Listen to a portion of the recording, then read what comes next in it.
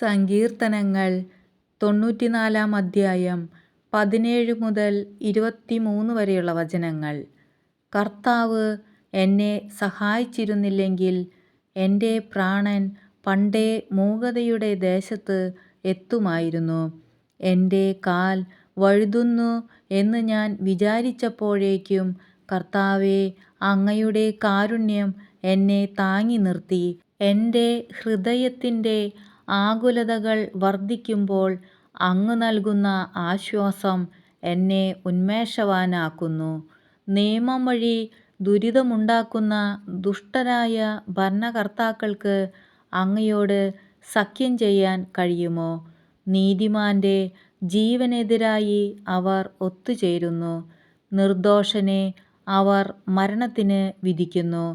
എന്നാൽ കർത്താവ് എൻ്റെ ശക്തി കേന്ദ്രമാണ്, എൻ്റെ ദൈവം എൻ്റെ അഭയശിലയും. അവരുടെ അകൃത്യം അവിടുന്ന് അവരിലേക്ക് തന്നെ തിരിച്ചുവിടും. അവരുടെ ദുഷ്ടത മൂലം അവരെ നിർമ്മാർജ്ജനം ചെയ്യും.